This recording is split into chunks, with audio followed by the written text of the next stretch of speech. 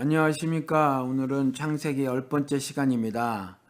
10번째면서 마지막 시간입니다.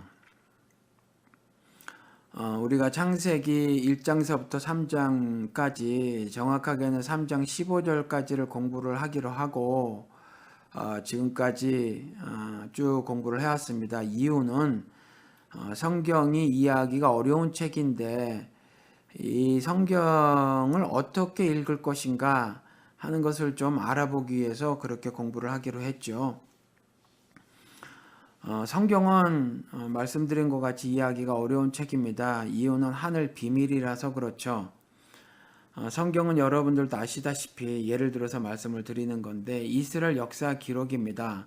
구약은 완전하게 이스라엘 역사 기록이죠. 물론 주변국들 역사 기록도 나오지만 철저하게 이스라엘 시각으로 그리고 이스라엘 중심으로 더 강대국들이라고 할지라도 그 기록들을 담고 있기에 이스라엘 역사 기록이라고 말할 수가 있습니다.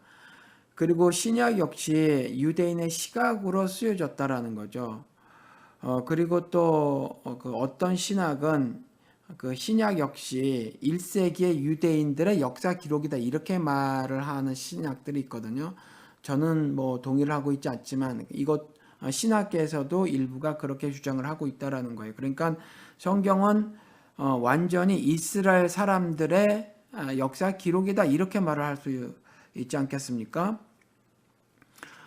그런데 그 이스라엘 역사 기록이 현재를 살아가는 우리들에게 도대체 어떤 의미인가 이런 질문이 생긴다라는 거죠. 왜냐하면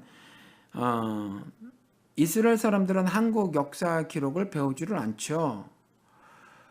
그러니까 단순히 이스라엘 역사 기록을 통해서 어떤 도덕적 교훈 아니면 뭐 우리 공동체에 제시하는 어떤 가르침 이런 것들을 알아보고자 이스라엘 역사를 공부하는 것은 아니라는 거죠. 그럴 것 같으면 우리가 세상에 어떤 더 큰 역사적 사건들을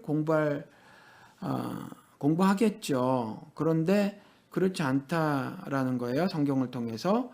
그러니까 이스라엘 역사 기록을 공부하는 이유는 어떤 또 다른 의미가 있을 텐데 도대체 그게 어떤 것인가 이것을 찾기가 그렇게 쉬운 일이 아니라는 거죠. 말씀드린 것 같이 그것이 하늘 비밀이라서 그렇습니다. 이스라엘 역사를 기록을 하시고 그 이스라엘 역사 기록을 통해서 담아 놓으신 하늘 비밀이 있다라는 거죠. 좀 더 구체적으로는 보면은 기복과 번영에 대한 성경 기록이 있어요. 아주 뚜렷하게 있죠. 특히 구약에는 굉장히 많이 기록이 되어져 있습니다. 그런데 이 기복과 번영에 대한 기록들을 직역하는 성경 해석이 있죠. 아마 다수가 그렇게 하고 있지 않나 싶습니다. 그러다 보니까 현대에는 기복과 번영 신학이 기복 신학과 번영 신학이 뭐 전 세계 기독교계를 점령을 하고 있는 것처럼 보인다라는 거죠. 이것은 왜냐하면 이스라엘 사람들에게 말씀하신 그 기복과 번영의 기록에 대한 직역이 그 원인이라는 거죠. 그렇죠?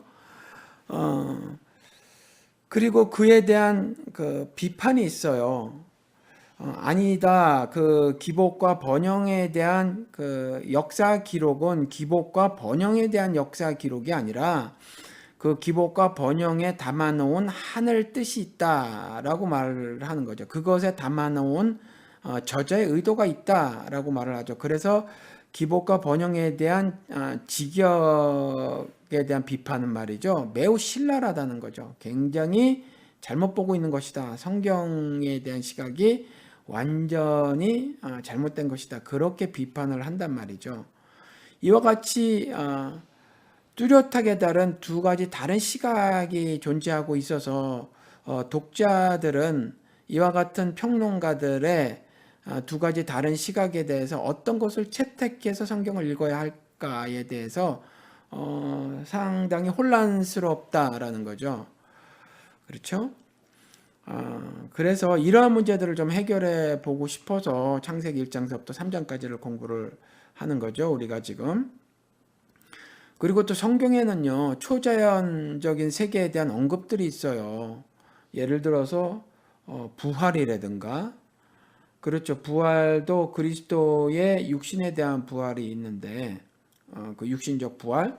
근데 그 부활에 대해서 고린도전서에 가보면 썩지 않을 몸으로의 부활이다, 이렇게 말을 하고 있는데, 썩지 않을 몸으로의 부활이 도대체 어떤 뜻인가? 뭐 플라스틱 같은 몸으로 다시 부활된다는 것인가?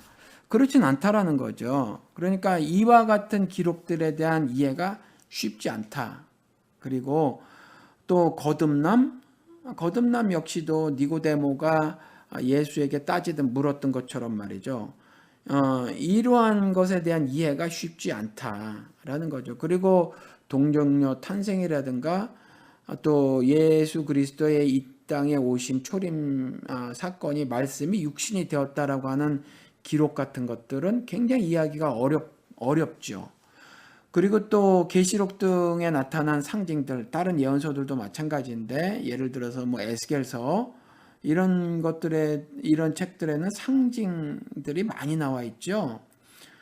이 상징들에 대한 이해도 사실은 어렵습니다. 그러니까 계시록을 바라보는 시각이 천년설을 기준으로 해서는 크게 네 가지로 나뉠 정도로 말이죠. 물론 그 중에서 후천년설은 지금 거의 폐기가 되졌고, 또 예를 들어서 뭐 미래주의 시각으로 보느냐, 과거주의 시각으로 보느냐, 뭐 이랬을 때 과거주의 시각으로 보는 경우는 뭐 예를 들어서 안식일 교회 같은 경우가 해당이 되는데, 여전히 과거주의 시각은 존재하지만 사실은 이제 점차 쇠퇴해가고 별로 지지를 받지 못하는 시각이에요. 그럼에도 불구하고 여전히 존재하고 있다. 그러니까 이와 같이 여러 시각들이 혼재하고 있는 가운데 조금 전에 말씀드린 것처럼 독자들은 어떤 평론가의 해석을 채택해서 성경을 읽어야 할 것인가가 쉽지 않다라는 거죠. 그렇죠. 그래서 이런 문제를 좀 해결해 보자라고 해서 창세기 1장부터 3장 15절까지를 공부를 하고 지난 9주 동안 이렇게 달려왔는데, 여러분들 지난 9주 동안 공부하시면서 성경을 어떻게 읽어야 하는지, 어떻게 시각 정리가 조금 되셨는지 모르겠습니다. 오늘은 이제 마지막 시간인데, 먼저 역사란 무엇인가라는 책을 조금 말씀을 드릴게요. E.H. 카가 쓴 역사란 무엇인가라는 책에서 그 사람이 유명한 말을 했죠. 역사는 과거와 현재의 끊임없는 대화다. 오늘은 이 사람이 그 책에서 말한 두 가지를 여러분들에게 말씀을 드리면서 한번 그 성경에 기록된 역사들을 보는 시각을 어떻게 정립을 해야 할 것인가를 한번 비교해 보면서 공부를 해보도록 하겠습니다. 그러니까 이 사람이 그 역사는 과거와 현재의 끊임없는 대화라는 말을 했죠. 전적으로 저는 개인적으로 수긍이 되는 말이에요. 사실은 대부분의 사람들도 아마 그것을 인정하고 있지 싶은데, 한국에서 지금 현 정권이 거의 모든 사람들의 반대에도 불구하고 역사 교과서를 만들었죠. 만들어서 학생들에게 강제적으로 배포하고 그 역사 교과서대로 그 역사를 가르치려고 시도를 했단 말이죠. 물론 무산이 됐어요. 왜냐하면 학부모나 당사자인 학생들의 반대가 매우 심했기 때문에 물론 그것이 관철되지는 않았지만, 이와 같은 일들이 그 과거 기록을 담은 역사가 현재를 살아가고 있는 그 학생들과 또 그 학생들의 부모의 현재 삶에 무관하지 않다라는 반증이 아닐까 싶다라는 거죠. 그러니까 그와 같이 역사를 배우는 것이 어떤 절대적 의미가 있음을 말하고 있다라는 겁니다. 중국의 동북아 공정이라든가 일본의 역사 왜곡도 아마 동일한 이유일 것 같아요. 그들의 뭐 중국 같은 경우는 그 만주에 가서 보면 어떤 인물상 같은 것들을 크게 해놨었을 때 말이죠. 발의 역사를 중국의 역사라고 말을 하려고 중국의 고대 복장을 입혀놓고 말이죠. 또 헤어스타일도 그렇게 해놨다라고 하더라고요. 그 TV 프로그램을 제가 본 적이 있는데 그와 같은 그 역사 왜곡들, 심지어 왜곡까지 하면서 그와 같은 일들을 국가 예산을 들어서 하는 이유는 그러한 역사들이 현재를 살아가는 예를 들어서 중국과 또 그 한국 사람들에게 어떤 영향을 절대적으로 미친다라고 생각을 하고 있으니까 그러한 작업들을 진행해 나간다라는 거죠. 일본도 역시 동일하죠. 그렇죠? 뭐 일본 임나부 뭐 이와 같은 역사 왜곡이라든가 또 뭐 많은 일들을 이렇게 진행하는 이유가 현재 한일 관계에 또 한국과 일본의 국민들의 어떤 현재의 삶에 직접적 영향을 미치고 있다라고 믿으니까 그와 같은 일들을 정부가 나서서 진행해 나가고 있다라는 거죠. 그러한 반증이라는 이야기입니다. 그러니까 EH 카의 그 역사는 과거와 현재의 끊임없는 대화다라고 하는 말이 거의 모든 사람들이 수긍할 수밖에 없는 아마 거의 진리에 가까운 말이 아닐까 싶습니다. 저도 그 EH 카의 말을 수용을 합니다. 그리고 EH 카는 그 역사라는 것이 기록자의 관점이 다분히 반영이 되어 있다, 다분히 개입이 되어 있다, 그것을 부정할 수 없다, 그렇게 말을 합니다. 그 역사적 사실을 기록함에 있어서 첫 번째는요, 수많은 역사가 있는데 수많은 역사 중에서 기록자가 그 역사를 선별해서 기록을 하더라라는 거죠. 선별해서. 그리고 또 다른 거는 기록자 역시도 자신이 살았던 당시의 상황 아래의 이해, 즉 당시의 철학이나 사상이 담겨져 있을 것이고 그 역사를 기록을 할 때 그 당시의 철학이나 사상이 담겨져 있을 것이다, 이렇게 말을 하죠. 그러니까 역사는 단순히 어떤 역사 사실 기록의 나열이 아니다, 이렇게 말을 합니다. 그러니까 기록자의 관점이 다분히 반영이 되어 있음을 그가 말을 하고 있죠. 예를 들어서 말씀을 드리면 그 유시민 씨가 쓴 나의 한국 현대사라는 책이 있습니다.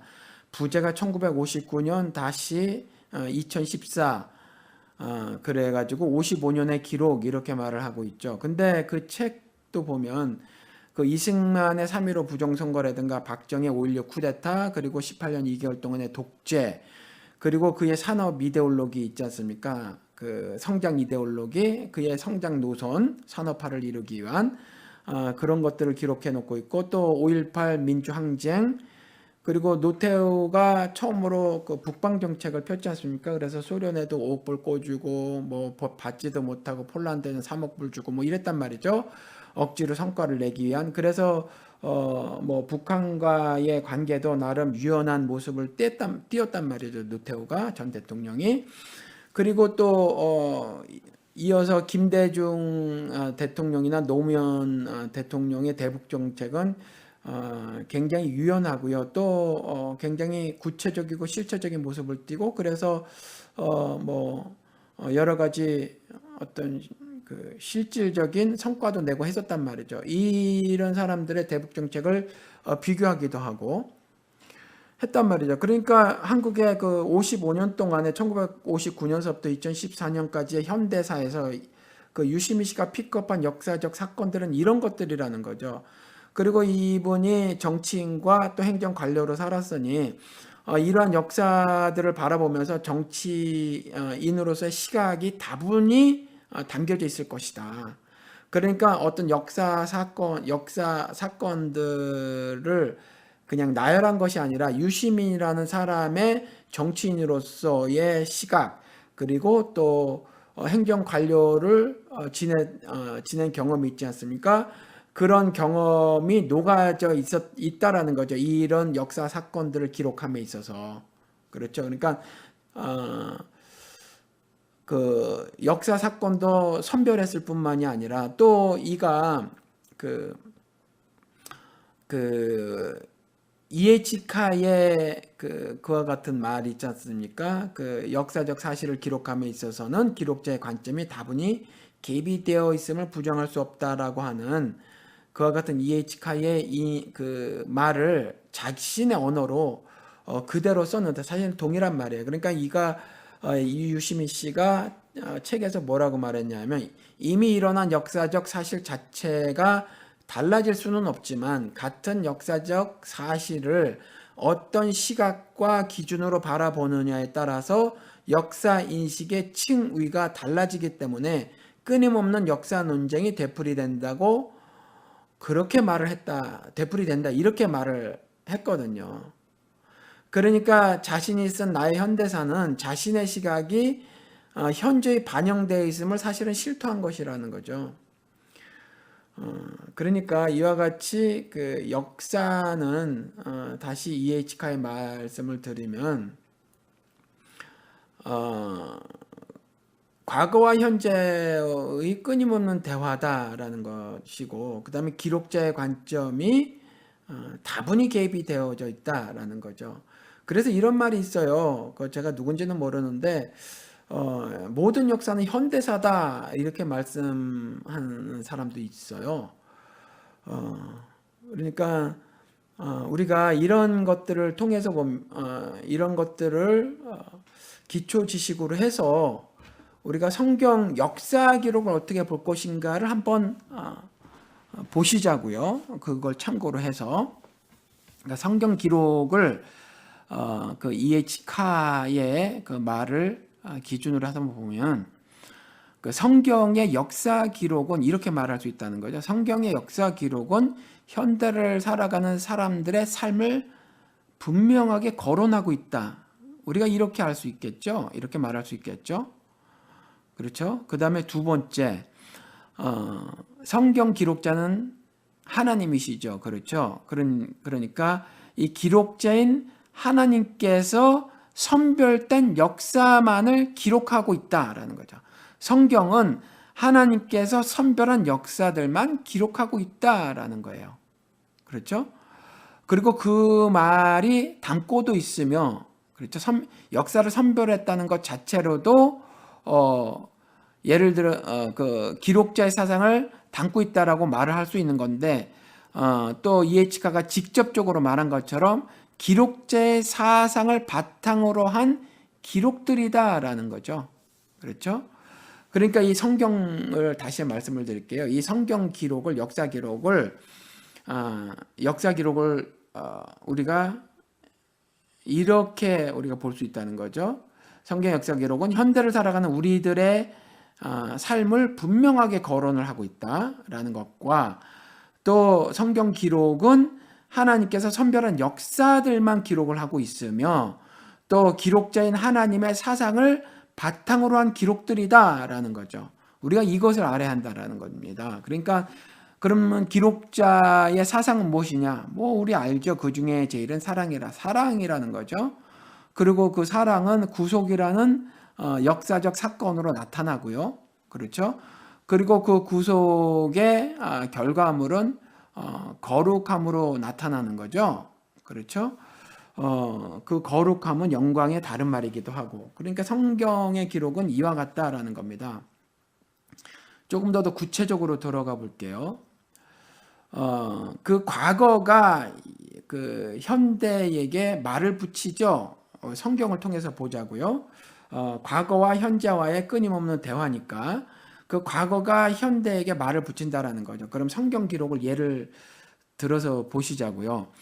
그 이집트의 바로 있지 않습니까? 이 이집트의 바로가 그 노동력과 자본을 독점하고 있었다라는 거죠. 그렇죠? 바로가 노동력과 자본을 독점하고 있었는데 노동력과 자본의 독점을 극대화시킨 것이 신자유주의죠, 현대. 그렇죠? 근데 이 신자유주의를 레이건이 채택을 했어요. 그래서 레이거노믹스라고 우리가 보통 말하죠. 그렇죠?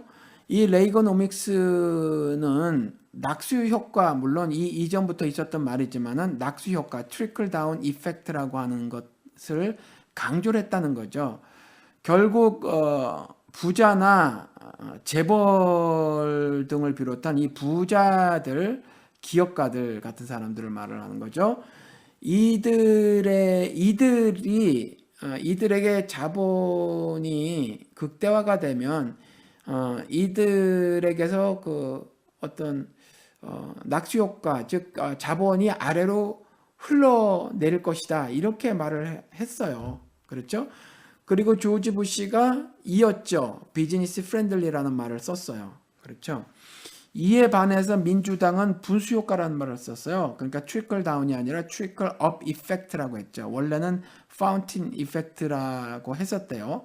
그걸 주장했었죠. 그래서 사실은 이들은 복지를 더 우선 정책으로 했는데 사실 그럼에도 불구하고 작금에 들어와서는 민주당이나 공화당이나 그 부분에 있어서는 별다른 차이를 보이고 있지 않는 것 같아요. 그래서 오바마가 그 9천억 불이라는 돈을 모두 재벌들에게 나눠 주었고, 그래서 낙수 효과 정책을 썼다라는 거죠.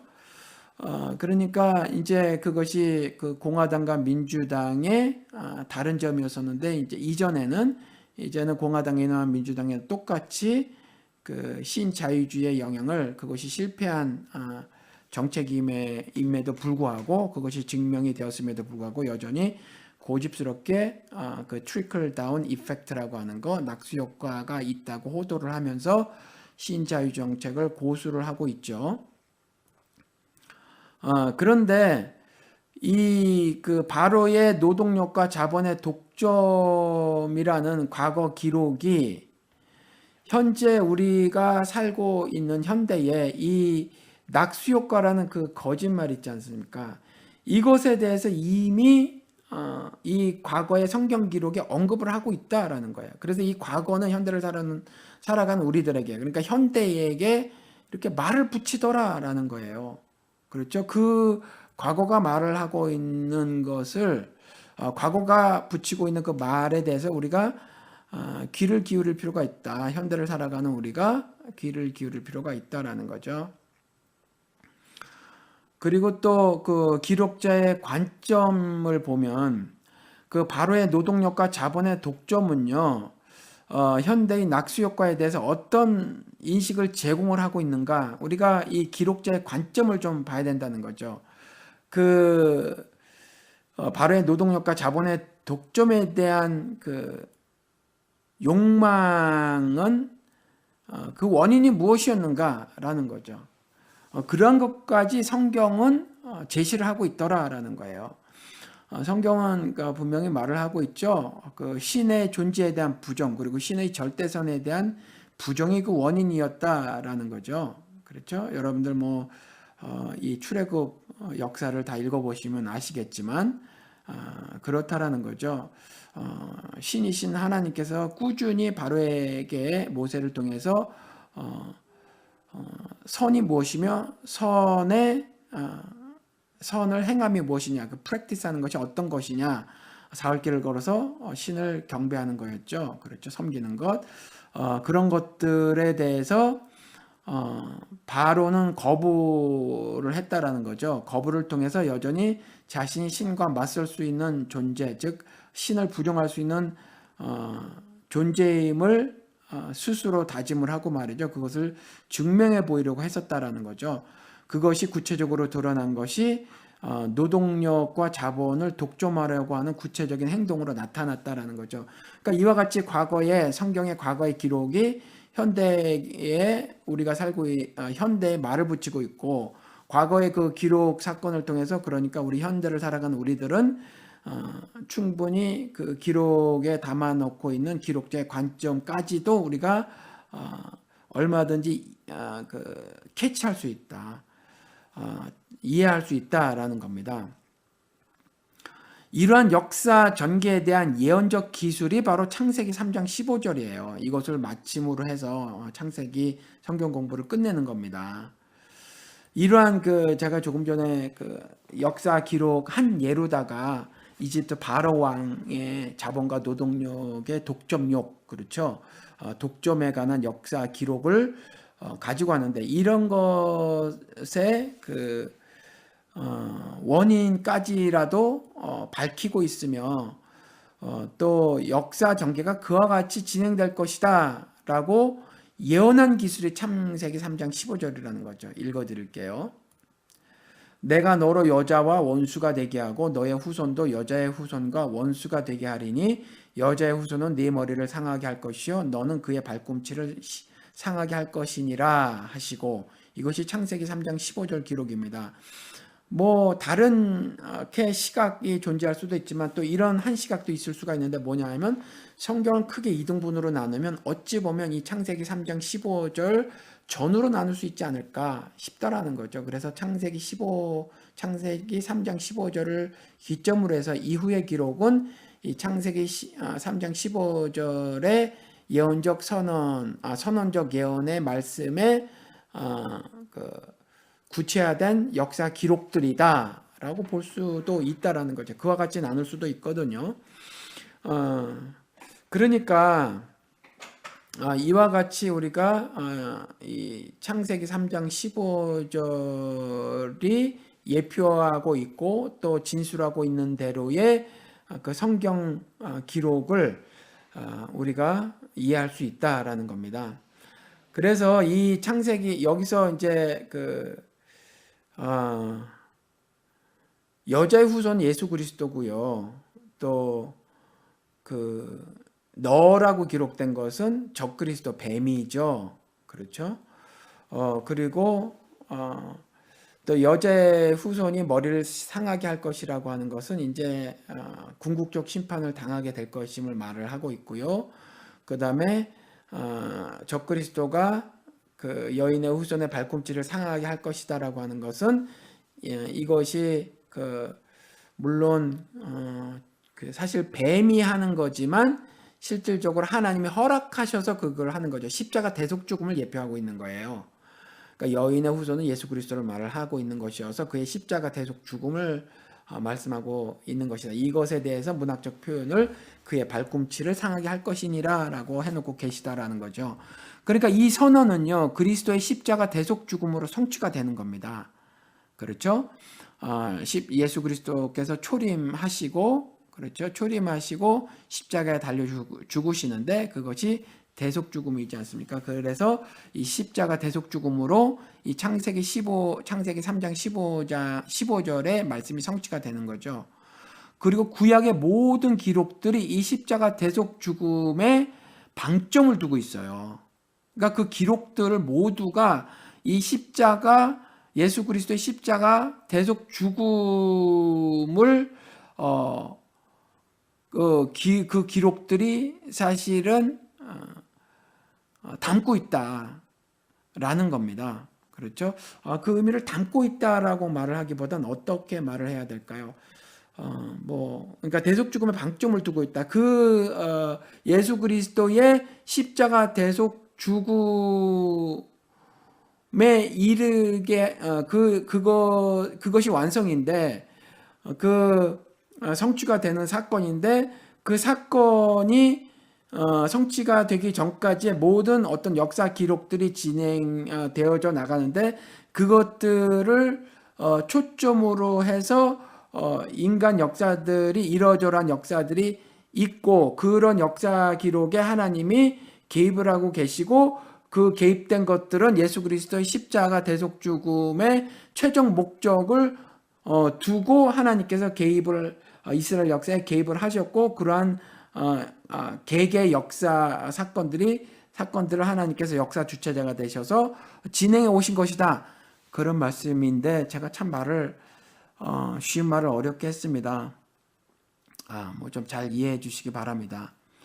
그러니까 구약의 모든 기록들은 이 십자가 대속 죽음에 방점을 두고 있다라는 겁니다.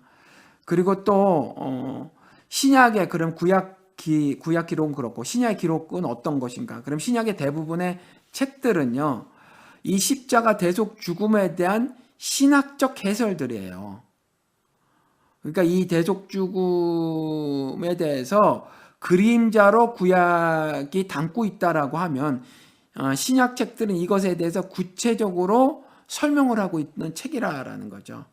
그렇죠? 그러니까 구약은 모형이고 그림자라고 하고 실체는 그리스도라고 했는데 그리스도시며 또 그리스도가 하신 일이 실체거든요. 그러니까 그리스도가 실체시며 그리스도가 하신 일이 실체인데 그것에 대한 신학적 해설이 신약이란 말이죠. 그리고 제가 신약의 대부분이라고 말을 하고 드리지 않았습니까? 그러니까 계시록 같은 경우는 다는 아니라는 거예요. 그러니까 계시록 같은 경우는 그리스도의 십자가 죽음의 대속으로 성취된 미래를 제시하고 있는 책이죠. 그렇죠?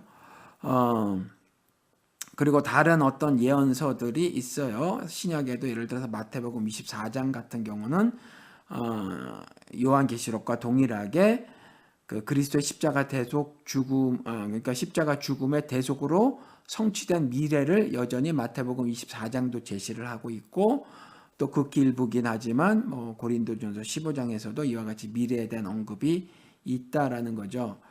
또 데살로니가 전서에도 있고 그래요. 일부가 그런 기록들을 하고 있다라는 거죠. 그래서 이와 같이 장차에 성취될 미래를 제시하고 있는 신약책도 있습니다. 그리고 또 그 반대편으로 보면 머리가 상한 뱀, 즉 적그리스도의 종말이 동시에 벌어지죠. 이것이 제가 창세기 처음 성경 공부 처음인가 두 번째인가 그때 말씀을 드렸는데, 종말은 이미 시작이 된 것이다 라는 말씀을 드렸죠. 그러니까 예수 그리스도와 한 몸이 되면서, 즉 연합되면서 이미 내 안에 있었던 죄된 모습의 종말은, 궁극적 종말은 이미 시작이 된 것이다. 물론 그것이 사실은 과거용으로 써서 이미 종말되었다라고 말을 해도 돼요. 왜냐하면 그런 역사가 반드시 성취될 것이기 때문에 장차에. 그래서 그렇게 과거용으로 써도 되지만 여전히 육신을 입고 있기 때문에 그것은 진행 중인 거죠, 실제적으로는. 그래서 사실은 우주적 개념으로 보면 인류 역사에서 종말은 창세와 더불어서 동시에 시작이 되어 있고, 창조와 더불어서 동시에 시작이 되고 있고, 또 개인 역사를 통해서 보면 예수 그리스도와 연합되면서 내 삶의 그 죄인으로서의 삶의 종말도 동시에 시작이 되어졌다. 그리고 이제 궁극적으로 그리스도가 재림하실 때에 그 모든 일들은 완성되어진다라는 거죠. 그래서 창세기 3장 15절에 여자의 후손이 내 머리를 상하게 할 것이요 라고 하는 그 예언의 말씀이 최종적 ultimately, 그죠? 궁극적으로 완전히 성취되는 것은 이제 장차 미래다라는 거죠. 그렇지만 이제 그리스도의 대속 죽음으로 사실은 이미 그것이 완전 성취가 이미 약속이 되어 있고, 우리는 약속의 후손으로 삶을 살아가고 있으므로 사실은 그와 같은 약속이 이미 성취된 것으로 과거형으로 알고 살고요. 그래서 승리를 선포하고 살아갈 수 있다라는 겁니다. 창세기 1장서부터 3장 15절까지를 공부를 했는데, 앞으로 진행될 역사들, 기록들을 이제 어떻게 여러분들이 이해를 하시는가 아마 정돈이 되셨을 것이라고 생각이 됩니다. 번영이나 기복을 주장을 하는 사람들이 있다고 하더라도, 또 그 밖에 다른 어떤 역사적 시각을 가져온다고 하더라도, 성경을 바라본 시각을 가져온다고 하더라도, 제가 조금 전에 말씀드린 이 5가지 교환에 써 놓았으니까 이것들이 성경을 보는 올바른 시각이라 이해를 하시고, 그리고 성경을 읽어 나가시기 바랍니다. 그리고 성경은 말씀이 육신이 되신 그리스도시라는 거죠. 이 말씀이 바로 그리스도시라는 거죠. 그러니까 이 말씀이 바로 살아 운동력이 있다라고 표현을 하는 겁니다. 물론 언어, 활자를 말씀을 드리는 것이 아니죠. 그러니까 이와 같이 그리스도와 연합된 것이 바로 말씀에 전폭적으로 순종해서 사는 삶을 말을 하는 거거든요. 그리스도와 연합된 것 자체가 복인 것과 같이 말씀에 전적으로 순종해서 사는 것이 복된 삶이므로, 여러분들이 올바른 이해를 가지고 올바른 해석을 하시면서 말씀에 전폭적으로 순종을 하시는 복된 삶을 사시길 바랍니다. 그러한 삶을 살아나가는 것이 내 삶의 모든 악한 것들, 불의한 것들에 대한 종말을 고하는 삶이며, 동시에 거룩과 영광의 삶을 살아내는 삶이어서, 여러분들이 이와 같이 올바른 성경 해석의 시각을 가지고 매일의 삶을 살아 가시기를 주님의 이름으로 축원을 드립니다.